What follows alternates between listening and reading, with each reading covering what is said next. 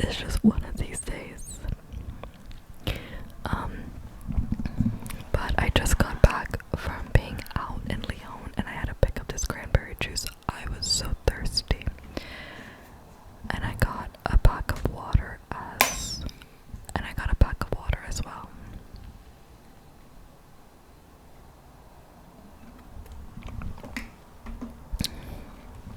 Call me the cranberry juice queen.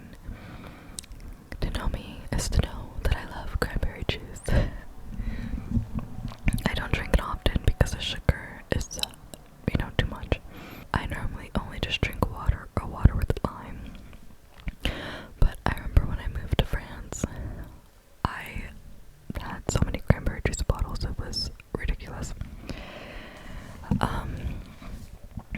So yeah, I just got back from Lyon visiting a museum. I went to Catholic Mass, which is super cool. I found out that they have Mass in English, so I do that. I always try to go every Saturday, so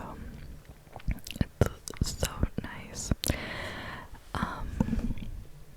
You guys, let's get into today's topic, which is a review chit-chat, whisper rambling about this book, Educated. I gave you a little sneak peek of what it was about in my last video, and I just thought that it would be a cool idea. I never did a book review before, and now that I'm into reading books, could add it to videos that I do. So, Educated by Tara Westover. Now, Tara, I believe she is about one of 6 siblings. I'm hoping I'm correct on that. I forget the exact number, but she has about 5 or 6 siblings, a really big family. And now she has, I don't know how many nieces and nephews. Okay, her siblings had so many kids. But basically, Tara grew up in a place called Bugs Peak. So Bugs Peak is a rural town in a mountain in Idaho. So middle of nowhere pretty much. And I'm just, while I'm talking through this video, I'm going to read a few paragraphs from different pages just to really give you a look into the book, and you can kind of hear her story from her own words. So, basically, her mom grew up really well, in a way I would say prim and proper, because her mother made sure that she had the nicest dresses, nice shoes that matched, very clean and orderly and structured, in the way that she was brought up and lived and everything, because Tara Westover, her grandmother, her mother's mom, she grew up chaotic. So Tara's grandmother's father, her great-grandfather, was what we would now call an alcoholic, but back in those days when, her grandmother was younger, I believe in the 40s, 50s, they would just call alcoholics drunks, right? Drunkard drunks. And so, he just kind of created a very chaotic life for Tara's grandmother. So when Tara's grandmother met her husband, he was a very lovely young gentleman, structured, well-mannered. And Tara's grandmother decided that she was going to change her life. Once she married her husband, she created a life for her and her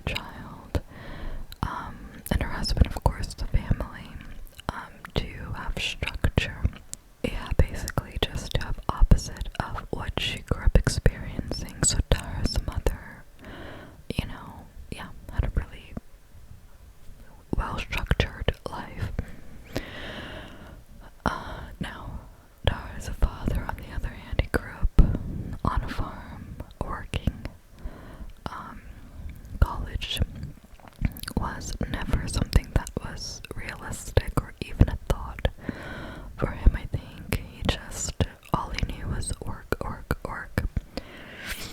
He didn't come from much in terms of money, so for him it was all about survival, right? And so when Tara's mother was working in a restaurant in town, she saw Tara's father walk in with a group of his buddies. Now, even though Tara's father worked on a farm and stuff, he still kind of took care of his appearance in a way.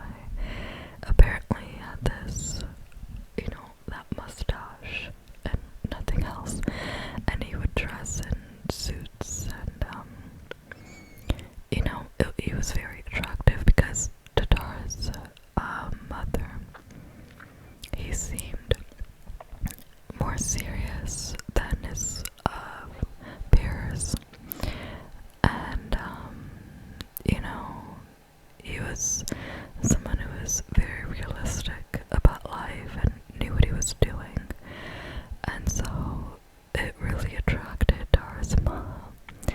Now, this was not what Tara's grandmother had in mind for her daughter, to be with someone like Tara's father, because he was someone who roughhoused a lot with his cousins and his friends.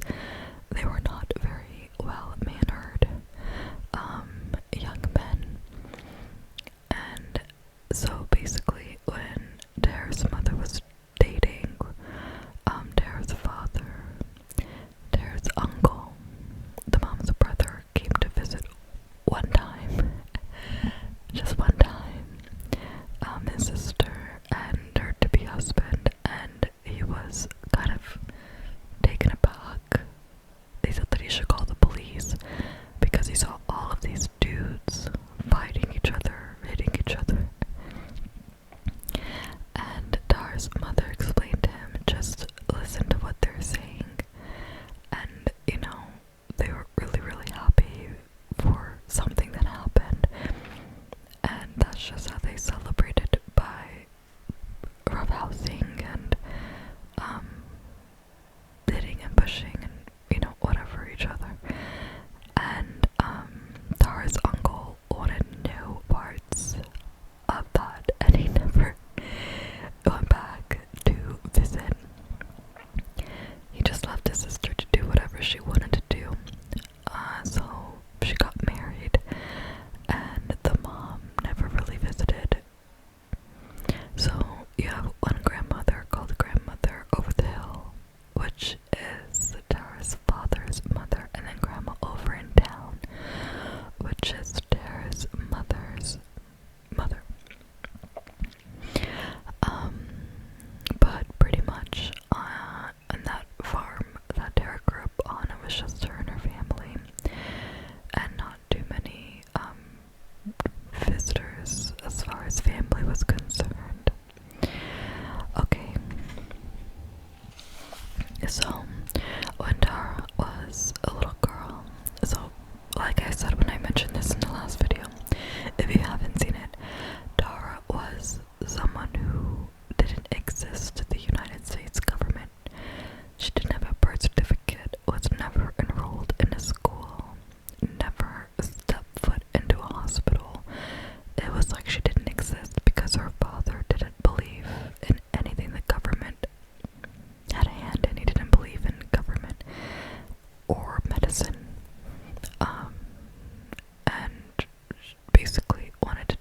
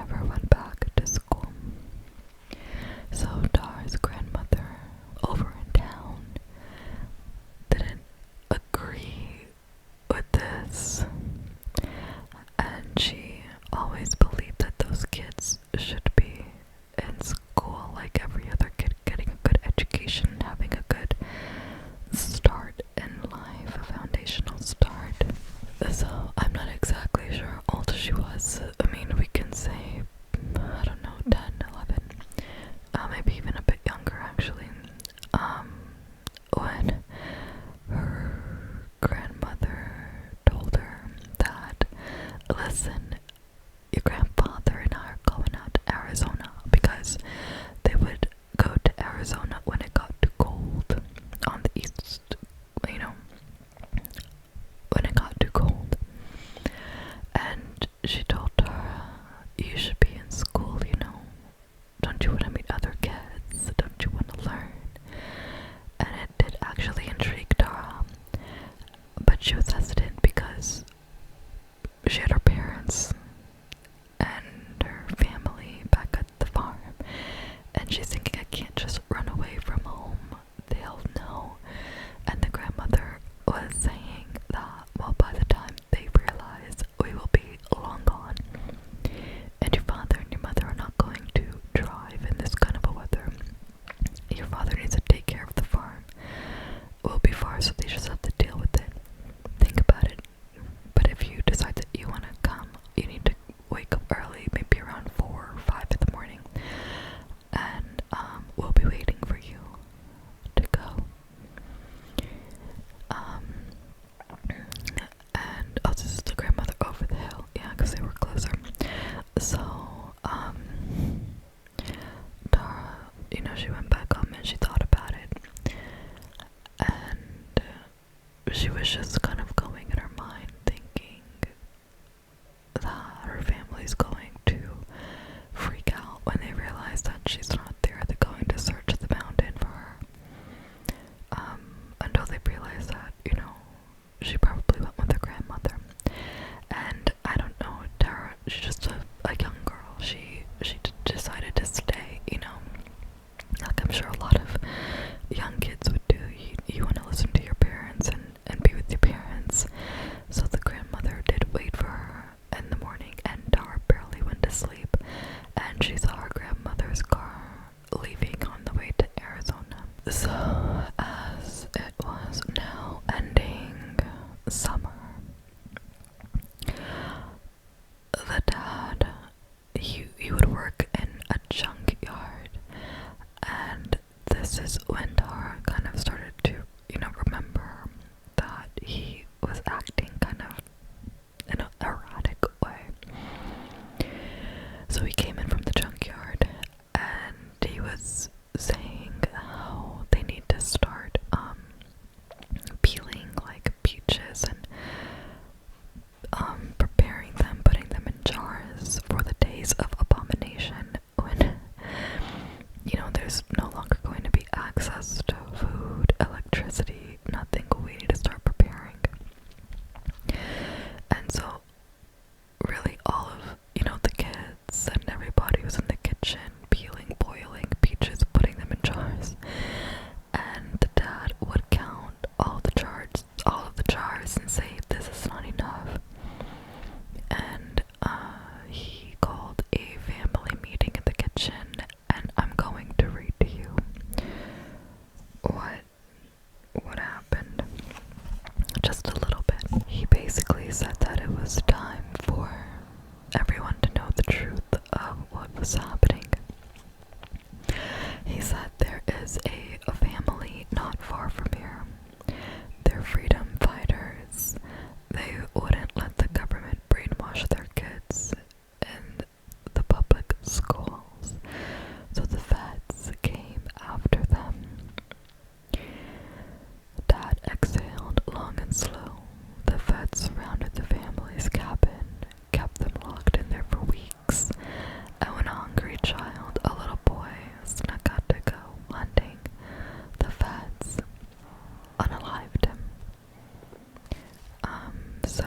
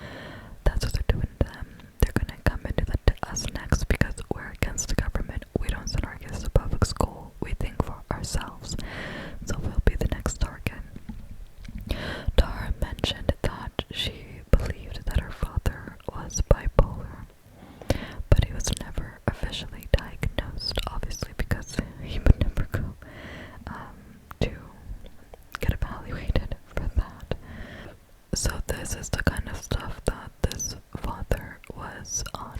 So I will talk a little bit about what the mom did while the dad worked in the junkyard. So Tara's mom was known as a midwife. Now in Idaho at this time, being a midwife was not illegal, but it wasn't sanctioned yet.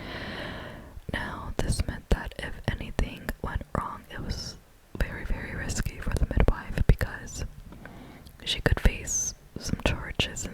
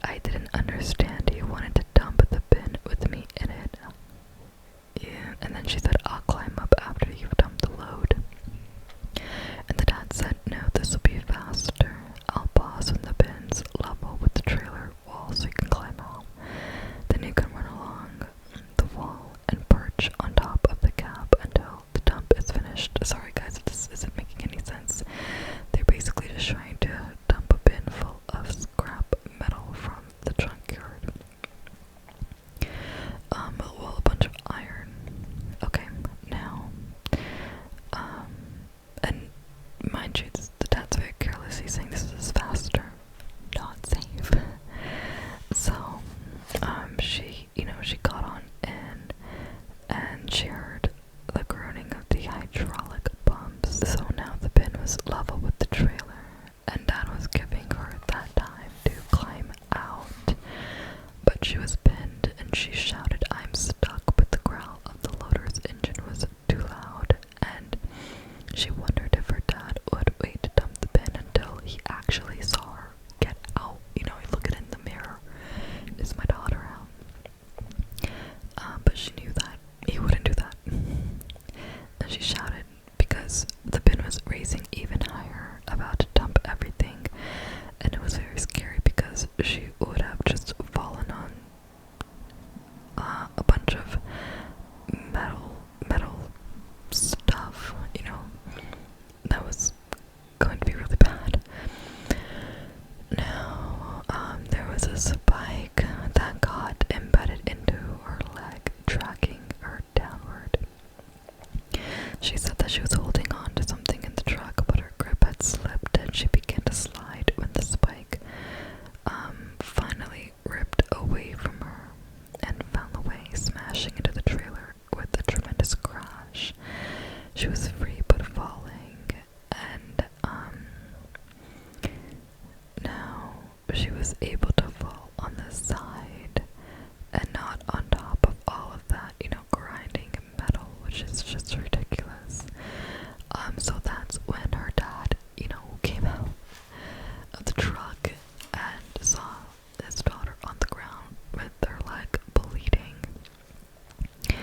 and basically told her, run on home.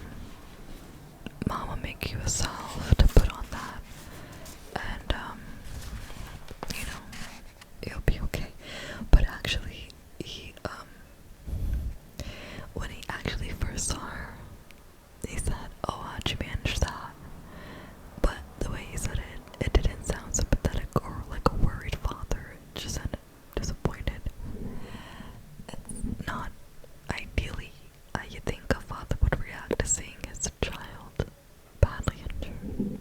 Now, Tara's mother did help her with her leg, but I'm going to tell you a little bit about how she did it. Now, remember, they got into that really, really bad first accident where the mom had a terrible concussion, and she dealt with severe migraines, which are the worst. Okay, if you've never had that, where it affects your vision and stuff, be lucky. I used to get them all the time as a kid, well, once a year, and I just had one a few days ago, and I was like, not again, what the heck. Okay, so because of that accident, the mom used to get these terrible headaches, and one Christmas, she had a friend that gave her a gift of this nicely blended essential oil or something, and it was expensive, about $50, and it really helped her with her headaches.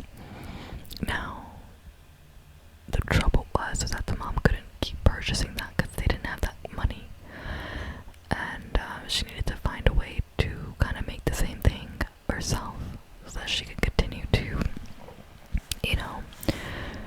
have this essential oil treatment. So Tara would find her mom blending up a bunch of essential oils in the kitchen, and the place would smell like chamomile, lavender. So I'm gonna read from the book here.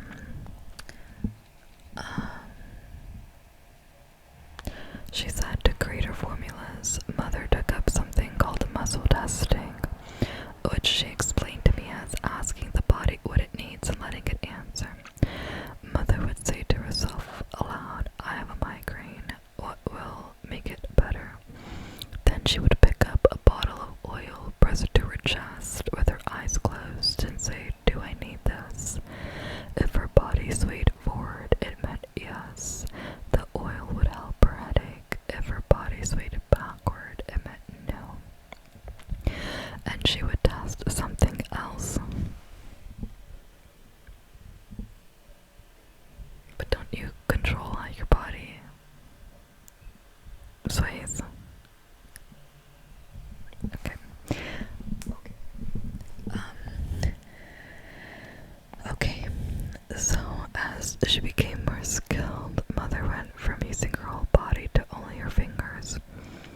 would cross her middle and index fingers, then flex slightly to try to uncross them. Asking yourself questions: if the fingers remained entwined, that meant yes. If they parted, it was no. The sound produced by this method was faint but unmistakable. Each time the pad of her middle finger slipped across the nail of her index, there was a click sound.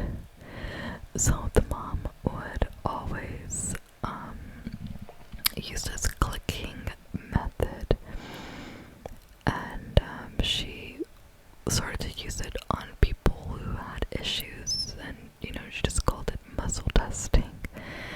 And so if people had something going wrong with them, the mom would do muscle testing on them, and it became kind of a huge thing in town, and it was kind of looked at as a miracle from God that the mom had all the answers through this muscle testing technique to heal people.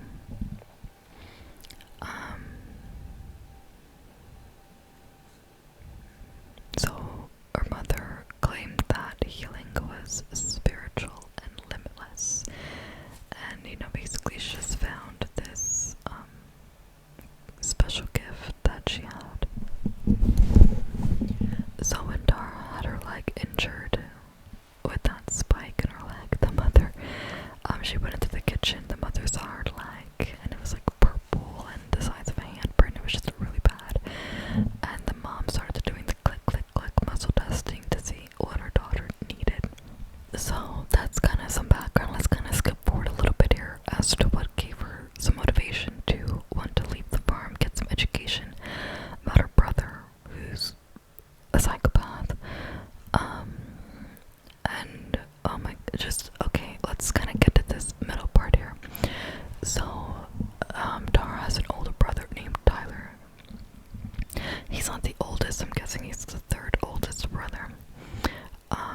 Now Tyler had a stutter, and he seemed different than all the other kids. He seemed very organized, and he was very into learning, and he would take the dictionary or some books, go into the basement when the dad wasn't around with the flashlight, so the dad didn't know that he was down there if he turned on the light, and would try to read. He's the one that went to go and get a trigonometry book from the local school, and the teacher was like, you can't do that, you can't teach yourself this. And he did. He worked hard to teach himself that, and he took the ACT test to get into university, to college, and took his GED, and long story short, was able to get into college without any other education, just teaching himself and working really hard to educate himself.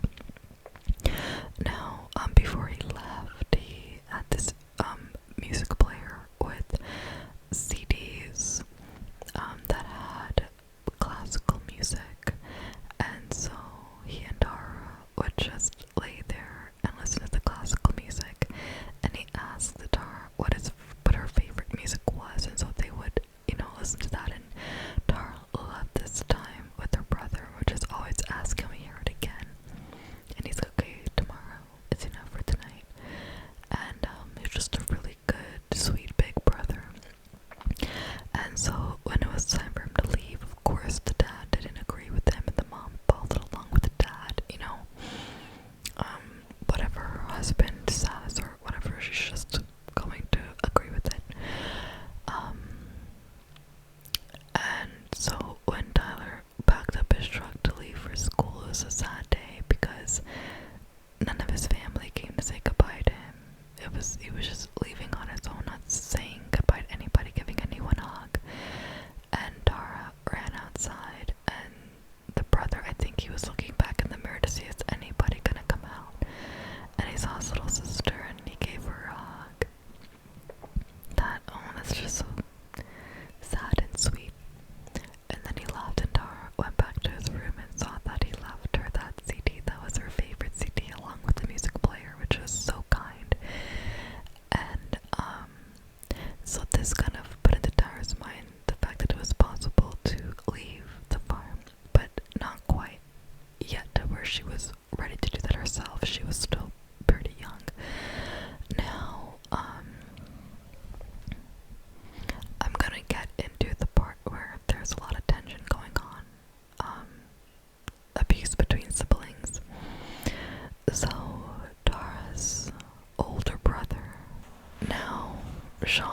is older than Tyler.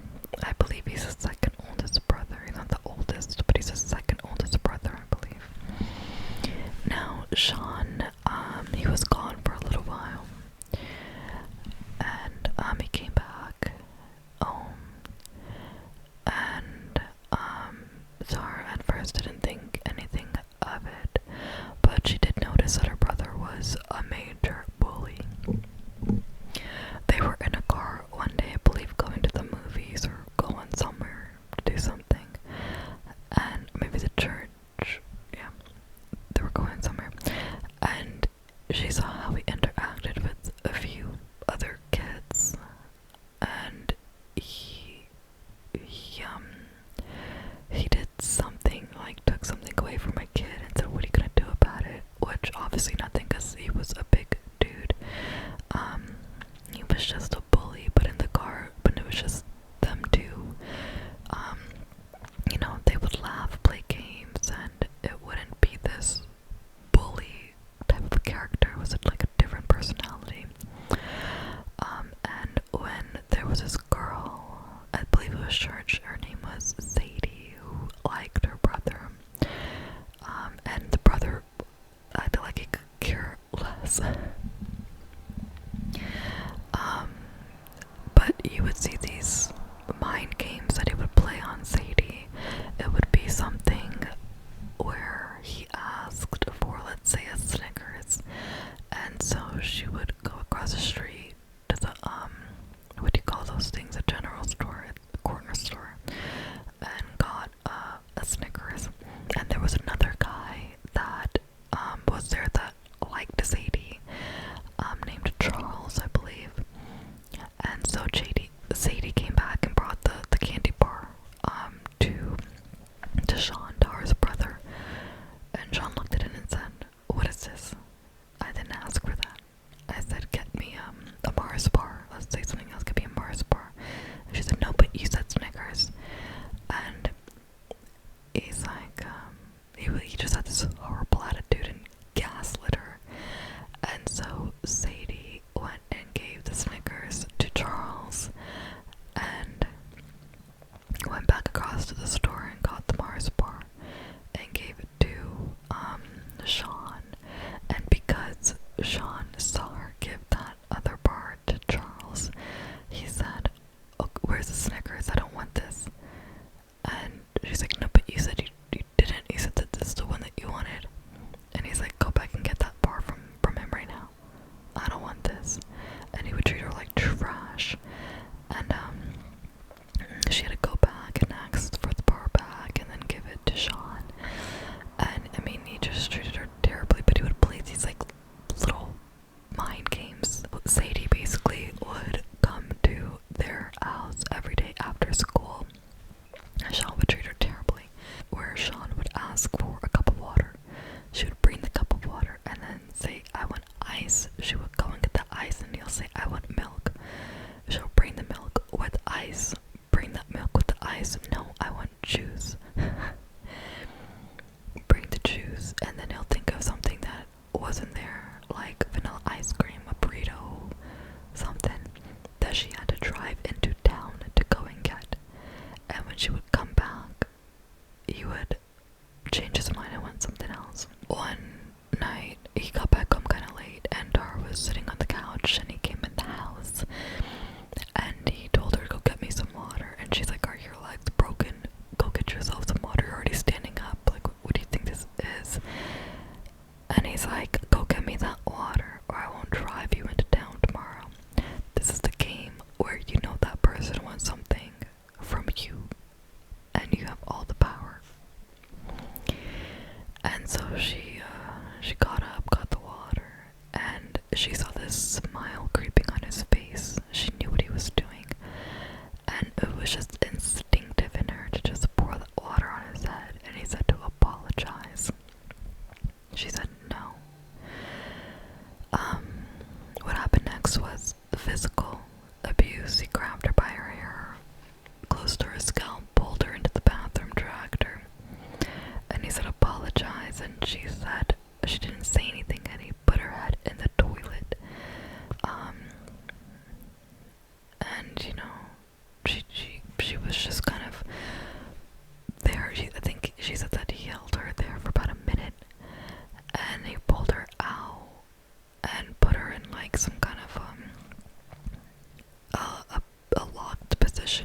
she was afraid to even move her wrist because she was afraid if she moved that she would break it. Her face was like on the floor. And this was a self-defense move that her brother had shown her in a parking lot earlier, but now he's using it against her, and he's stronger, bigger.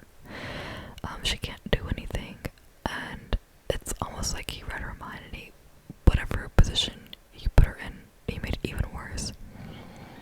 And to the point where she did finally apologize, and he like pushed her on the floor, and she looked at herself in the mirror, hair dripping, just a mess. And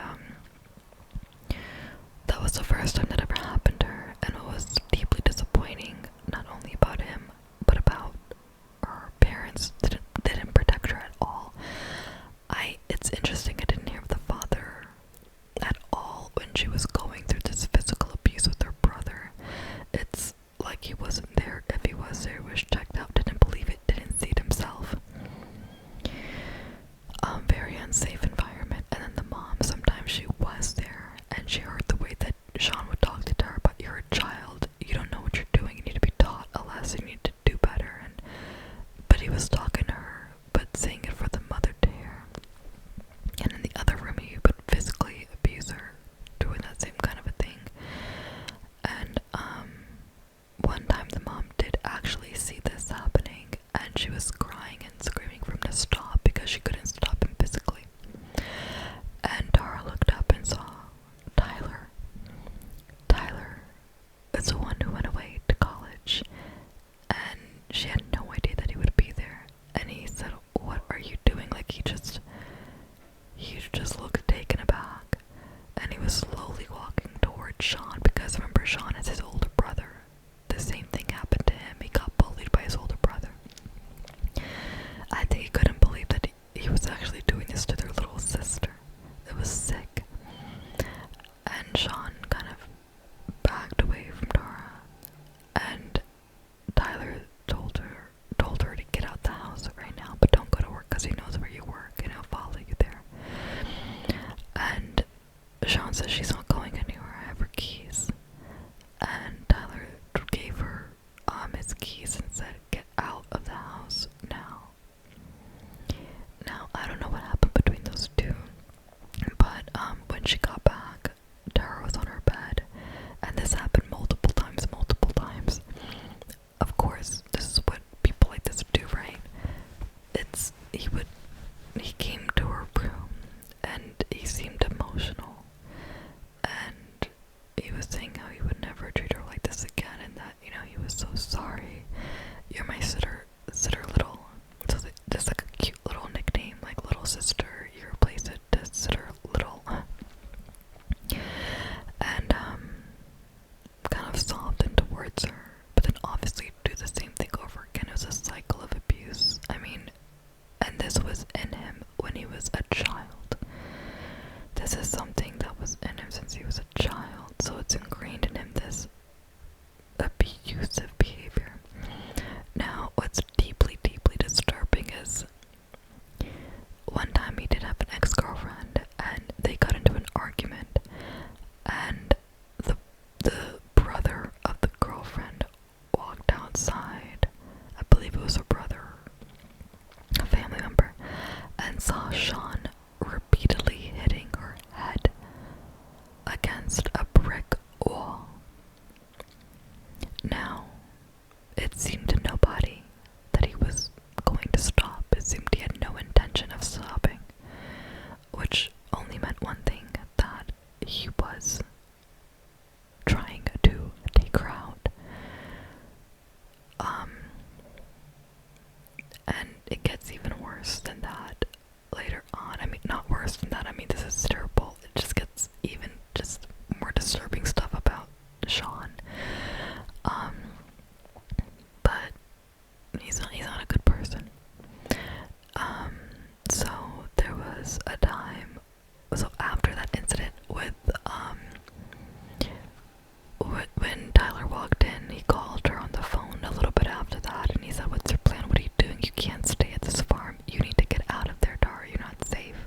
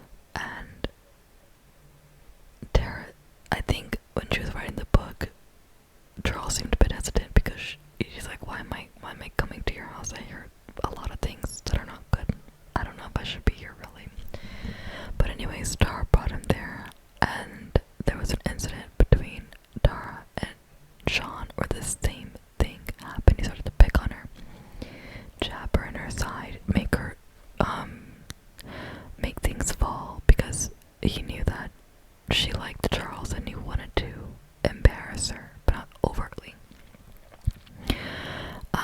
Make it obvious what he was doing, but wanted to get certain reactions out of Tara.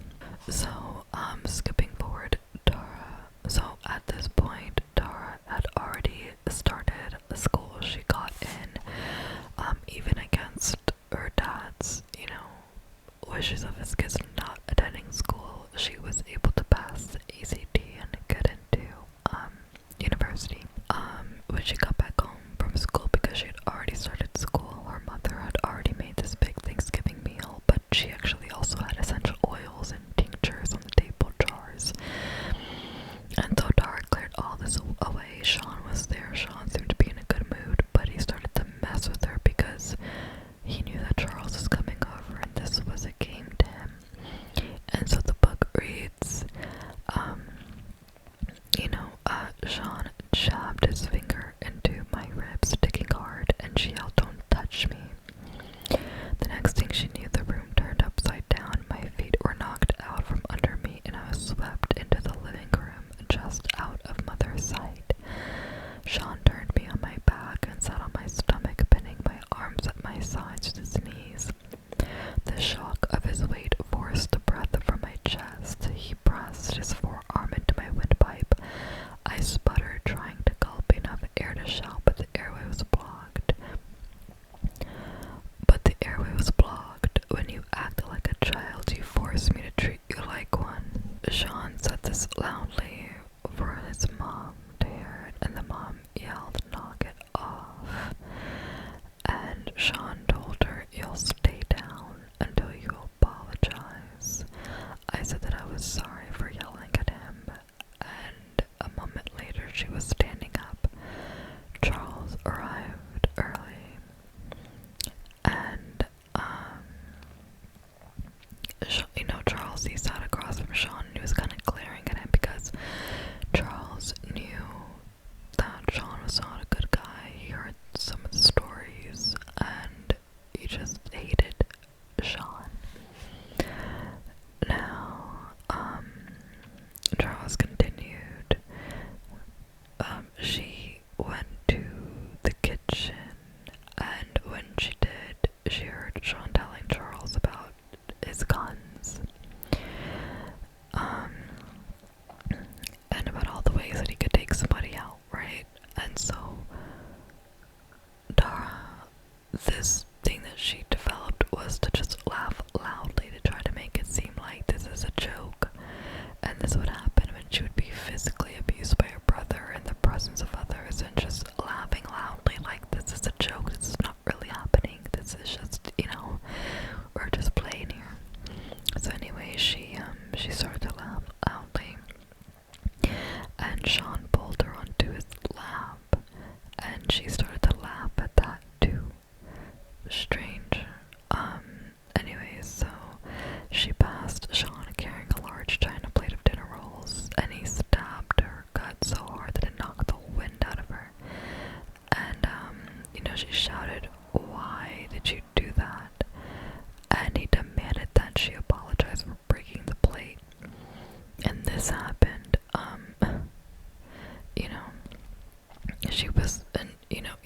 she whispered this apology because she didn't want Charles to hear what was going on, but her whispering enraged Sean because he wanted Charles to hear what was happening, and I hated her whispering. This is out of the sight of them. And so Charles grabbed up her hair again like he did before, took her right to the bathroom, and hurled her down the hall. And Charles leapt to his feet. His eyes were wide. He had no idea what he was seeing. And Jean did the same thing that he did to her before about putting her head in the toilet. This is so embarrassing. The next thing that she knew, Charles was lifting her, and she was laughing so hard just to try to cover up what was going on. And throughout this tussle with her brother, her big toe was actually broken.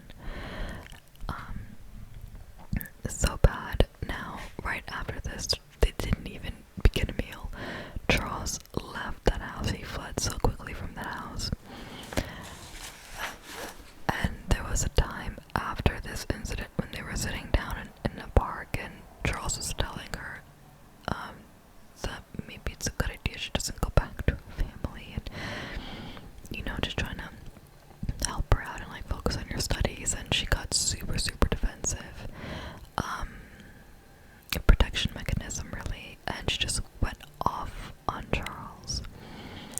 And Charles just said, this is over my head. I'm not equipped to deal with this. I'm so sorry. I can't be with you. I can't help it, because Charles really liked her, and she really liked Charles. It was a very toxic situation, and Tara wasn't, this was, like he said, over his head. So Sean was a basket case, if I can call him that. Now, I did talk about in the last video about some horrific injuries. So basically, Sean, he was up a ladder on top of a roof doing something, and one thing or another happened, and he ended up falling off. A big fall, hit his head really bad. But he could still get up and he could still talk. But something in his personality seemed to change, and this is what Tara heard from her brother. But what happened? He started to act a bit deranged. He was doing something, and the dad and the other brother ended up tackling him on the ground, which made him hit his head again. And the second time he hit his head, whatever happened made that dad call an ambulance. It was bad enough that they had him in the hospital, which the dad is so against the hospital, because it was really bad. Apparently after this, it seemed that his personality changed, but his personality was always horrible. So I don't know in what way it got even worse. I mean, it was really bad. And again, terrorizing Dara. They were driving in town and saw Charles's car, because now they're separated, right? And it was in front of a store, and Charles was like, oh, this is fun, let's go into the store. And Tara's like, okay, I'm gonna wait here, you go. And he's like, no, we're going into the store. He grabbed her, pulled her out, grabbed her on the ground. I mean, clothes coming off, she's sliding on the ground, and I mean, it's just absolute disgusting behavior. Picks her, put her over her shoulder. They go into the store, and thank God Charles is not there. But jeez Louise.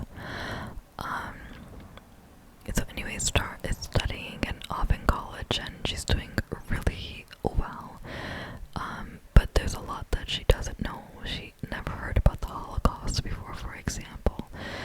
She doesn't know anything really, and she would ask certain questions in class, and it would almost be offensive to the other students and the teachers. Like, are you making a joke right now? But she didn't want to tell anybody about her childhood and about how she really wasn't educated. She felt like an imposter, in between studying. She continues to go back home, and she went to visit her sister, because she does have an older sister, and her older sister had a few kids, and one of the kids was, just having a little moment, and Tara told the kid, if you act like a baby, I'm gonna treat you like one, because she was taking away a toy, and her sister's face just went pale, and she said, oh my goodness, Sean used to say that. And so in that moment, they realized that Sean bullied all of his siblings pretty much, and would say that same line, you act like a child, I'm gonna treat you like a child. And it terrified the sister. And so basically between these two, they were talking about, listen, we need to tell the family about Sean and how he treated us, and how it's unacceptable, and he's still dangerous.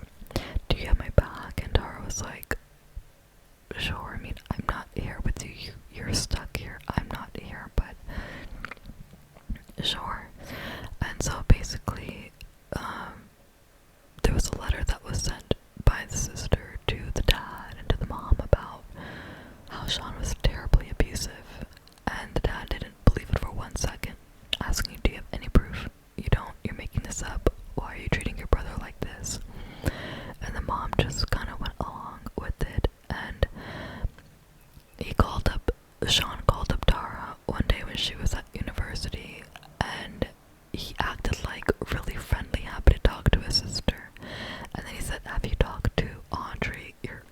sister recently, and she just went like, oh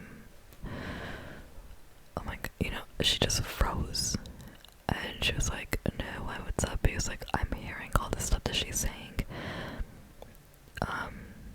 I would put a bullet in her if she wasn't such a worthless human, pretty much. And then he went off, like, that personality change, insulting, cursing. I mean, this guy was dangerous. There was an incident where Charles went back to visit, and she was terrified. She actually didn't want to see Sean. She didn't want Sean to know that she was there. And, the wife was banging on the door, and it's cold outside in Idaho mountains. There was snow all around. She had no shoes on. Her feet were like reddish purple, something like this. And she was crying, and they were like, what is wrong? She basically said that her husband, Sean, because now Sean was married, I'm skipping ahead a bit. Sean was married, and they had a baby. And apparently she had gotten the wrong kind of a milk for the baby. And Sean was so angry at her because that baby had a problem, like he was very weak, and he was like, you're not getting the right stuff for the baby, you're not helping him grow and be strong. And he literally picked up his wife, threw her out into the snow, and closed the door and locked it. And she got up and she stumbles back. The door was banging to let her back in the house. It's so cold. She has nothing, like no shoes or nothing. That man wouldn't open the door. Maybe took about 20 or so minutes to climb up the hill to go to the house where the parents were. And Sean not once went out to look for his wife. It was actually the dad who called Sean and told him to come up here and get your wife. And when Sean came up there, he gave him some kind of a lecture, but who cares? Nothing changed. And, she went back home, and Tara the next day was leaving, and she noticed blood on the front steps of the RV that they were living in. And come to find out, that man, Sean, they had a dog that baby really loved. I think it was a little kid.